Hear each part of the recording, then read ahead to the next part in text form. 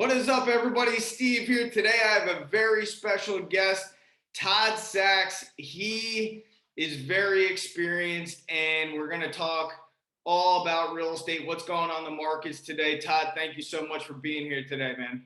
Hey, Steve, my friend. Good to see you, buddy, as always. If you guys don't know Todd, we're going to talk some about his background, but we just want to jump into it, give you guys as much value as possible.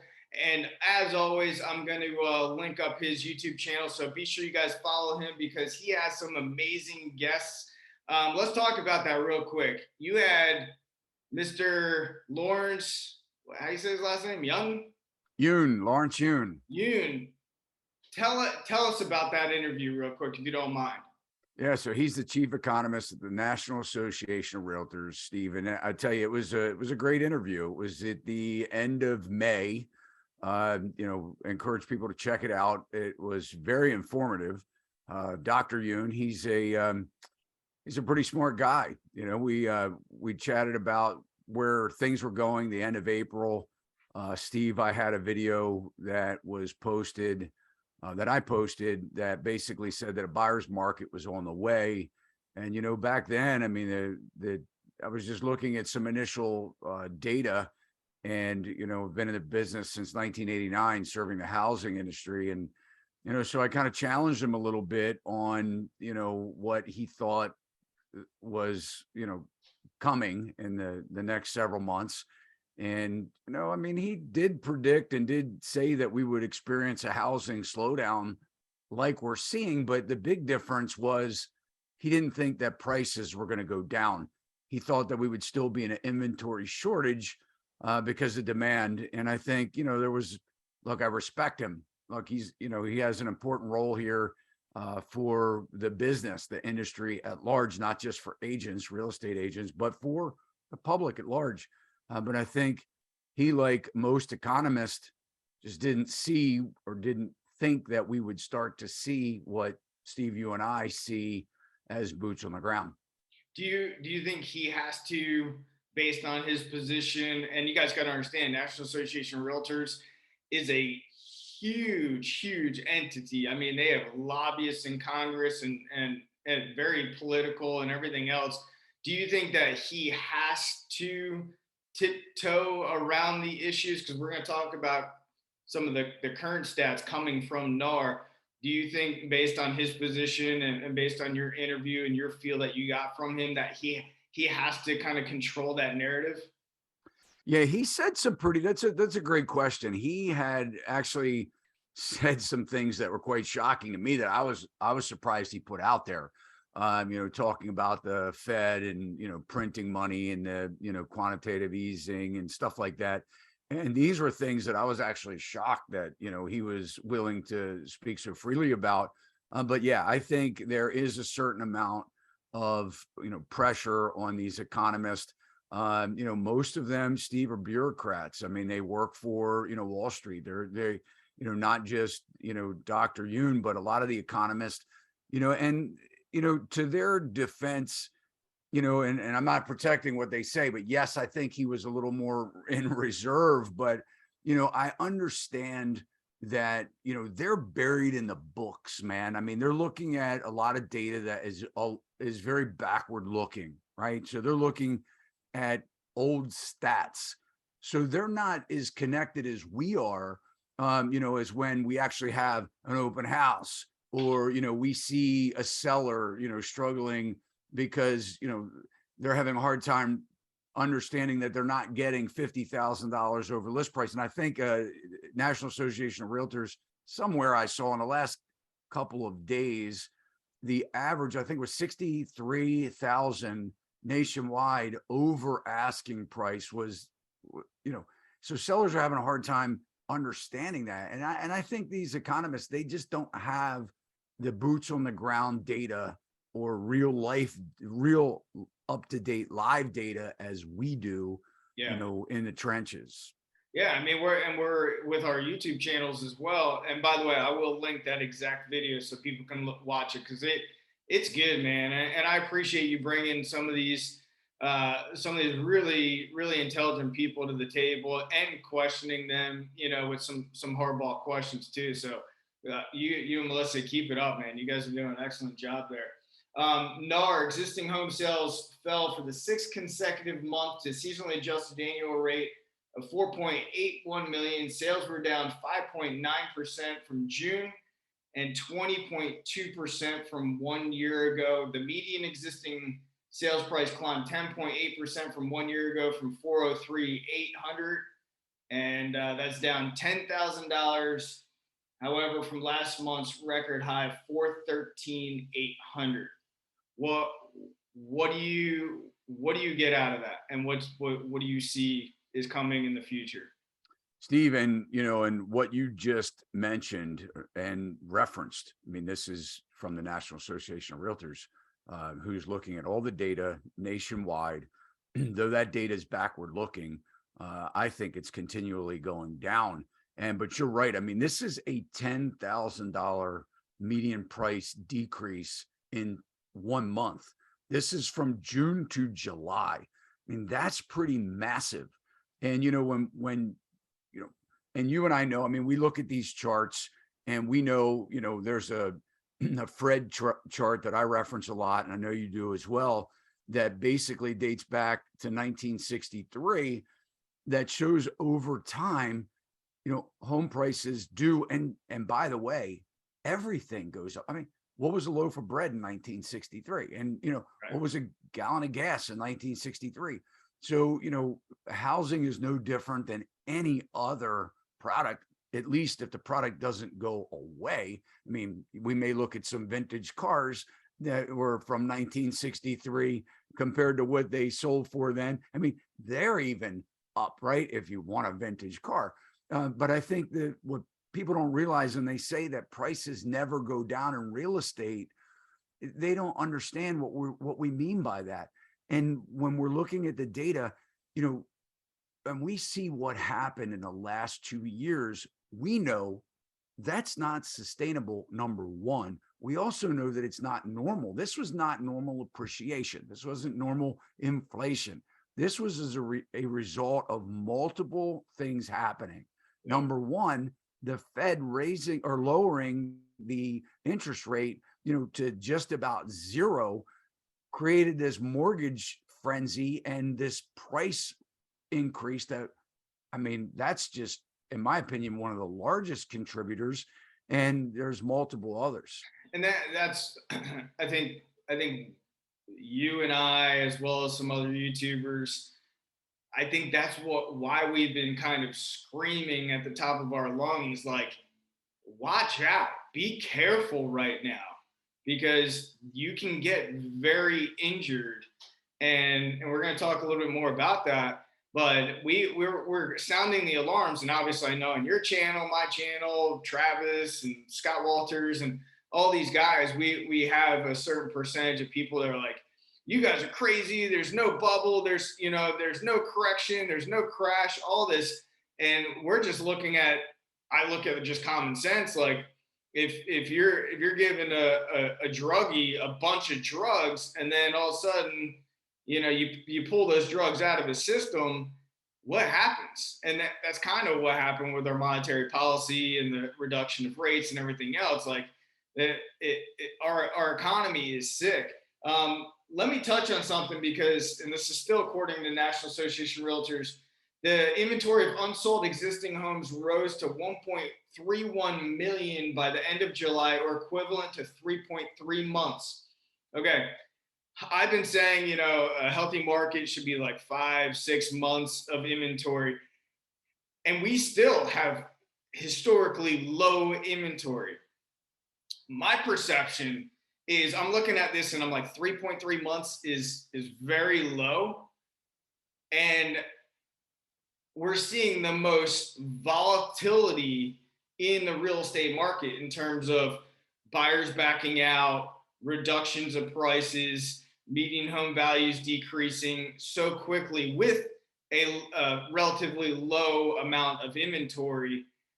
I think that people really don't understand what happens, because we haven't even seen foreclosures come, institutional investors starting to unload, distressed landlords start to unload.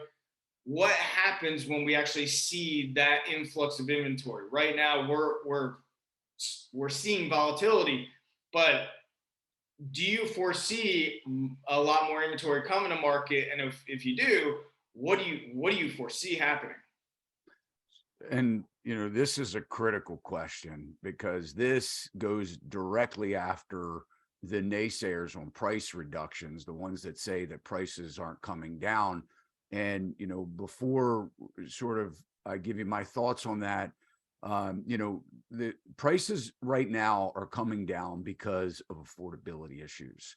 And, so just from that reasoning alone. So when we're talking about price reductions, and a lot of people are saying, well, you can't, prices aren't going down because there's still 100,000 over pre-pandemic, 500,000 over Yeah. pre-pandemic, whatever. The first thing I like to say to that, Steve, is, just not paying $60,000 over asking price and being able to buy a house for list price or a couple thousand difference, that's a price reduction, in my opinion, when we're talking about buyers. But what we're seeing is that prices are declining because interest rates have gone up. So now mortgages are sometimes 35, 40, 50% more than they were a year ago for the same priced house. So two things are happening, or that I see happening. And one is that now that mortgage companies are at a 22-year low on applications, now that they're going out of business. Two mortgage companies recently announced that they're bankrupt, they're bust. One closed their doors completely, one's in bankruptcy protection. We're talking about an industry that houses hundreds of thousands of jobs in just that industry alone. Now they're starting to reduce the actual qualifications. There's three main factors that go into getting a mortgage. One is their credit score, one's debt to income ratio, right? And then the other one is loan to value, what the house appraises for. Well, two of those three factors are now being, kind of reduced as far as qualifications. Number one, they're lowering credit score qualifications to encourage people that couldn't qualify 6 months ago to buy. And now they're allowing people to actually have a higher debt to income ratio, which is insanity, right? I mean, we know these risky loans, but getting into the inventory issues about your question is that the first place, and, I come from a background of being in construction. I served the new home construction industry for years as a contractor. I built houses myself through the years. The first place we're going to see this huge inventory increase are on these new homes, because as they're getting whacked right now, I mean, they are getting crushed. Lennar everybody dropping their prices, right? The problem is now they've got a backlog that they haven't delivered yet, and they have to explain to somebody that already committed to $50,000 more in purchase price why they're going to drop their price to these new buyers. So yes, we're going to see inventory pick up because of people backing out of their contracts, canceling their contracts. We're going to see inventory increase because these developers have, thousands, tens of thousands of houses nationwide, these big builders, who's buying them? So that inventory is going to jack up. Not to, like you said, I mean, we haven't even seen foreclosures, right? We're looking at this, American Rescue Act that Biden signed into office last July, I think it was the end of July, that still affords people that have problems paying their housing related costs, their mortgage payment, if they're 3 months behind in their mortgage. So we're still seeing a lot of this is being propped up, and I get it. And what are we going to do? We're going to drop the ball and let, tens, hundreds of thousands of people lose their homes. So yeah, we haven't seen the, foreclosure rates. That's coming. That. I know that. It's 6 to 8 months from now, this stuff's going to start to really wash out, not to mention the people that must move. They have to sell their house. Yep. So yeah, inventory is going to rise. We'll be in a glut, Steve. We're going to be in a glut of inventory because, in my opinion, mortgage rates aren't going down. And the reason I think that is simply because they're raising the risk, lowering the risk factors for the, I guess it's both. They're making it easier for people to get mortgages that wouldn't have qualified 6 months ago. They're increasing the risk for the investors, the banks, and the federal government that's backing Fannie Mae, Freddie Mac, VA, all of these things. I think we're going to see interest rates go up, inventory sales are going to stay down, in my opinion, for quite some time. So speaking of interest rates, I did a video, I don't know, a couple of days ago, and I said one of the target markets that I'm personally learning about and going to be going after are sub two, like basically taking over mortgages. And what some of the pushback, and I'm sure you see these comments on your channel as well.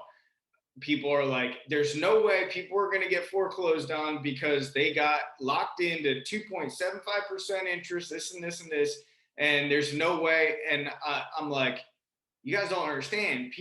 Circumstances happen, including job loss. And as much as mainstream media is out there talking, saying, look, job market's hot, we have nothing to worry about there. I don't know about your opinion on it. Maybe we can touch on it a little bit, but I foresee we might hit a level of stagflation. I think we're probably going to see high unemployment. And I don't care, even if you have a mortgage at 0% interest, if you can't afford that payment, you can't afford that payment. Your husband lost his job or your wife lost her job, and now your income depleted by 60% or 40% or whatever, and you can't afford it, you're done. And then you stop making mortgage payments.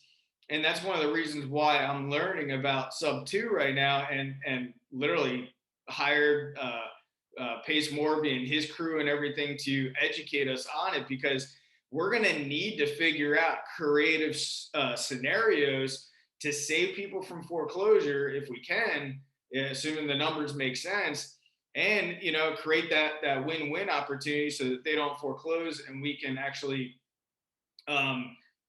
basically take over a really good loan on a property. But what's your take on people saying, there's no way people are going to foreclose because they have such a low interest rate that they locked in a year and a half ago or whatever? Well, you nailed it.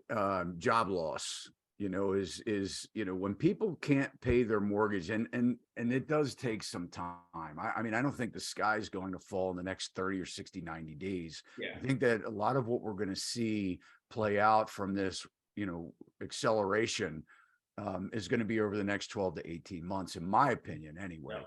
But I think that, what a lot of people don't realize, and this is the hardest part. I mean, Steve, sometimes they look at us as if we're being pessimistic. And you said, look, we're just trying to sound the alarms. We're just trying to, educate, because we've been there. I mean, we've lived in this, realm enough, and, lived long enough and worked long enough. I mean, I've been in the industry for, 33 years in one way or another. So just because I've, survived as long as I have is where a lot of the knowledge comes from, right? It's the life of hard knocks.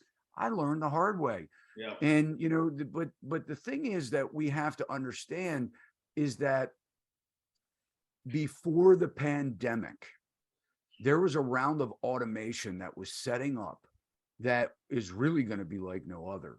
And I can tell you, if you think about automation takes jobs, it reduces jobs, it's job reduction. It's finding somebody that can do a robot or a system or a machine that can do something that, a human being can do. And sometimes they can do it more consistently and it's more dependable. And I'll give you an example of this.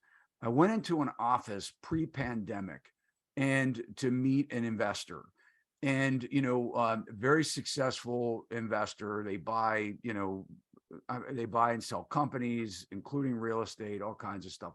When I went into the office, I was greeted by a robot.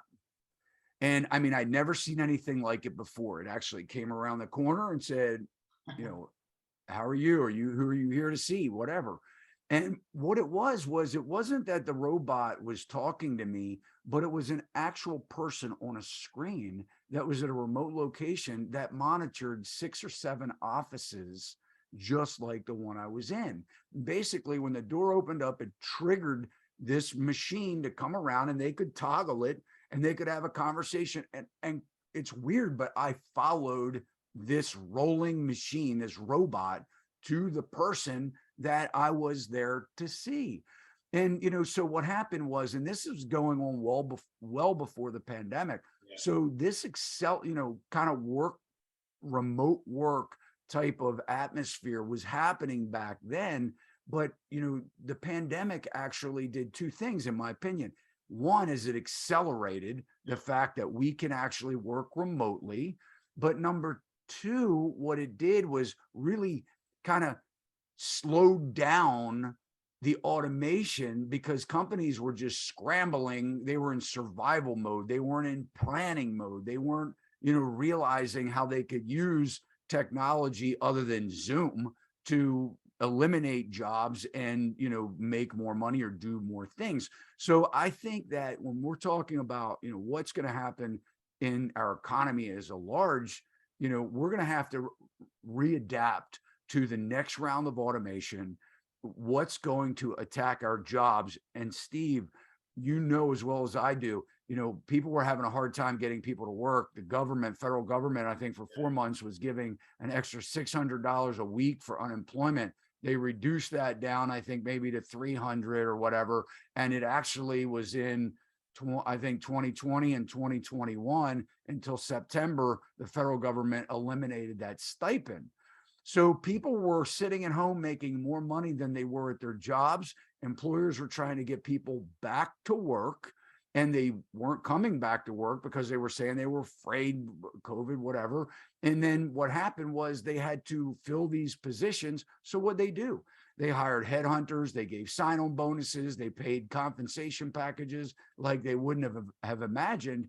Now we're going to be facing that if we enter a recession, which, believe me, the economists all say, or many of them say that it's coming, and we may be there now, but they haven't officially announced it. We go into that, consumer spending retracts like we think it will. These companies are going to have a decision to make. They're either going to finance at a higher rate because interest rates are gone up. They're going to finance for a period of time, their payroll, their operating costs, or they're going to cut. And I think we're already starting to see job cuts.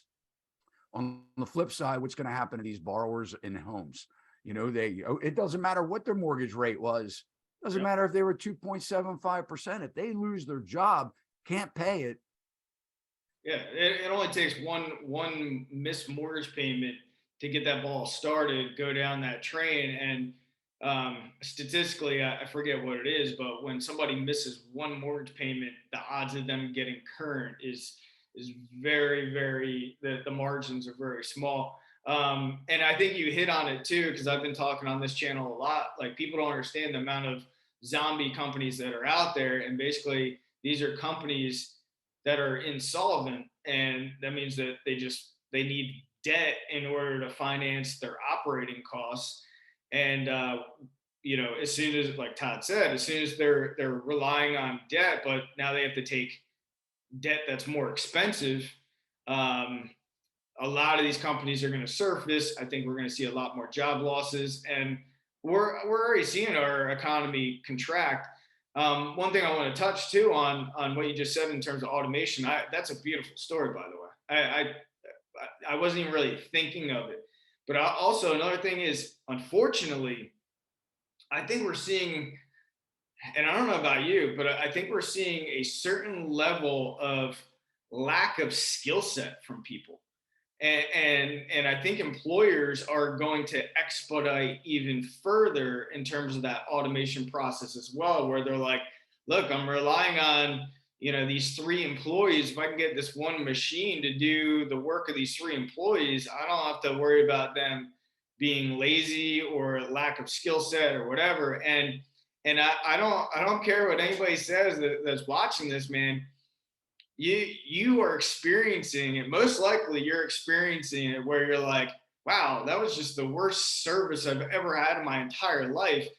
And, well, thank you for working at least, but I see that everywhere in all different types of businesses where you're like, wow, what is going on? Prime example, real quick. So, we're going to and I told you about it. I was hoping we could have met up, but you have your daughter's wedding. We're going to Patrick Bet David's conference with Kiyosaki and all those guys, literally next week. And Jolie got on the phone, the speakerphone, because I was like, hey, we don't have the kids, so why don't we extend it? We'll go there a day early and a day late. And we get this guy on the phone to try to extend it. And I was like, even the kids, they're in the back seat when we were driving. The kids were like, what the hell is wrong with this guy? Like, it was insane. It literally, it was like a 25-minute phone conversation to get nowhere. So I don't know if we have a void of education or skill set or training or whatever, but unfortunately, I think we're just seeing more and more of it. Moving on, Moody's, Mark Zandi. Okay, Moody's, I only give so much weight to because I've been following Moody's ever since literally the last crash and how they, what they did. I mean, and they got sued for it too in terms of maybe embellishing things or whatever the case is. But Mark Zandi, he said if a recession hits, they predict U.S. house prices will fall between 5 to 10%. That's up from June. And U.S. house prices would fall less than 5%. And now at the latest reading, Moody's Analytic finds 183 of its nation's 413 largest regional housing markets are overvalued by more than 25%. I was shocked when I read this, and I don't know if you saw it or whatever the case is, but the tone that changed literally from June was like 5%, would fall 5%. Now, and if you look at, and I'll make sure I link the article for everybody, if you look at the map and it shows those 183 areas and they're like dark purple, overvalued by more than 25%, for Moody's to be saying this. What's your take on that after knowing what Moody's did even in the last crash in terms of kind of embellishing things? What's your take on that? I think that the tone of our economy is going to change. And, look, when I was growing up and, people say, oh, here we go. We got a, guy talking about back in the day or when he was, younger, things are different nowadays, right? I mean, you hear it from the kids, right? And then all of a sudden, you realize, hey, look, maybe there is some truth and some experience and wisdom in life throughout life. But here's the thing. I think it depends on the market, the price, the market that you're in, because I think we've gotten away from housing being a necessity, like your, security, a place to, relax, unwind, let life happen, the necessity of life. Where at what point did we think that McMansions was cool and that two people living in a 4,000 or 5,000 square foot house or whatever, is important? So I think that as the economy takes a shift, which the writing's on the wall, I mean, we're seeing people financing their groceries right now, because they don't have the money. And so at what point do you use all of your cash? At what point do you move every 5 or 7 years because this is a starter home? So I think that what we're going to see are major price reductions in higher end homes, expensive houses, because people don't need it. I mean, let's get back to the basics of necessities. Let's have money to go away on vacation.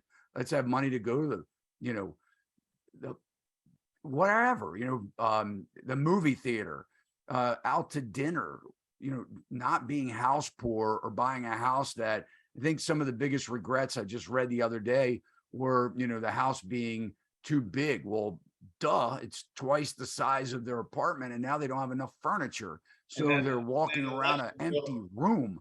What do we need with all that stuff? So I think, I called, in my opinion, I think we're going to see on average a 10% price reduction from where we are right now. Do I think that we're going to see 40, 50% price reductions? We may, on very distressed property, people that are losing their houses that didn't fix the roof and there's mold inside. that the floors are warped, that, there are issues that a retail buyer can't buy and they need to sell. We see that now, right? With people that it's an older home, there's no mortgage on it. A wholesaler goes in, they offer them some ridiculously low price and they take it. That's happened even through this, jacked up pricing that we've seen over the last 2 years. But I think that on the more expensive housing, I know somebody that in Colorado was selling their house. They had 3 offers at $1.7 million. All 3 of them systematically fell through over, the several weeks that, they went from one, oh, that dropped. Let's go to the next one. Oh, that dropped. Let's go to the next one. I think now they're down to like 1.25. And they just got an offer. But if you look at that, that's a huge price reduction. Yeah, huge. So, I mean, I think it depends on, the price of the actual market that we're talking about. I think if you're, excuse me, in Ohio and you're in the $140,000, $150,000 price range, we're not going to see 25% reductions on that. Yeah. We may even see some appreciation on that. Yeah. Because more people are looking at realistically what they can afford. Yeah, I think people need to just be aware of all the hot markets. Southwest Florida is one of them, and that's why it's been very difficult to buy real estate over the last, over the last 12, 18 months. People just got to keep an eye out for it. All right, last question for you, and also please comment below if you guys want to see Todd and I talk more about real estate, because there's a ton of other things that I would love to pick Todd's brain about, because this guy is well diverse in construction. He's a real estate broker. I mean, he has a lot of experience. I think we could probably say that we're in a recession, headed to a recession, whatever the case is. For everybody watching, what are some, steps, or what would be some of your suggestions for people to prepare right now in a recession for the future, to not just survive, but what could people be doing right now, in your opinion, to better themselves and better their families? So are we talking about life in general, or are we talking about buyers out there looking at real estate? Just life in general? Life in general, some tips. I've been through twice, 2 times major recessions. The first one I was very young, was newly married, had just had a baby, I mean, it got bad, man. I mean, at one point in time, Steve, I couldn't pay my bills. And in fact, I mean, I was having vehicles repossessed out of my driveway. I mean, so, I've been there. I think that if you're listening to this video and you're concerned, if you have plenty of money, hey, God bless you, keep rocking on, live the way that you want, because they say that, people hit a certain wealth, point of wealth, that the recession doesn't matter. They can capitalize on it. Right. But I think if you're concerned, you're just kind of getting your career going, you need to watch your spending. That's the number one thing. If you have credit card bills right now, and I'm not a financial advisor, I'm just giving you life skills. Look at which one's charging you the most amount of interest and double down on that. If you have to make minimum payments, make them on the other ones, double down on the more expensive ones. If you can get a credit card with, a lower interest rate, flip everything over to it, but pay down as aggressively as you can on the revolving debt. And then get rid of the things that you own that you don't need. If you have all these things, I mean, we've got things now that we didn't have when I was a kid or a young adult. We have the internet. So you have eBay, you have Facebook Marketplace, start looking at, cashing in on some of the things that you don't need, that you don't have, that can put money in your pocket, right? Because cash is king in downturns. I'm not talking about, put it in a bank. People say, don't put the money in a bank, banks are going to collapse. I'm not going overboard like that. Put the money in the bank. Just be ready to, withstand some type of 4, 5, 6 month potential downturn, that you can at least take care of your critical bills, your life's necessity, and, keep your attitudes up. I mean, don't get so deep into the, read into the naysayers so deep that it turns into some type of depression. I mean, stay positive. You're going to get through it. doesn't mean that you might not take a couple lumps along the way. But you know what? If your credit goes down, you'll build it back up again. It's not the end of the world. I love it, man. I love it. And, I'm with you, completely aligned. And I say these three things, just like you're saying, get rid of your expenses, keep your personal overhead as low as possible, try to stack up as much money as possible right now, and figure out another alternative to make more money. You never know if you're going to have a job loss, even if you're self-employed. Is there other things that you can do to educate yourself for another side hustle? Even me personally, I'm always trying. That's why I'm paying for additional education on sub two, creative financing, all of that, because I think it's important that we continually grow, but also figure alternative ways to make money. So, Todd, I appreciate it, man. As always, I love having you on, and honestly, we always have a great conversation. So let us know below if you guys want Todd and I to do another session here in the next couple of weeks, and appreciate you, Todd. Steve, I appreciate you having me on the show. And, I just love what you're doing, man. I love your channel. I love your videos. I think that you're bringing tremendous value to everyone. Yeah. So thanks, man. We'll talk soon. Sounds good, brother.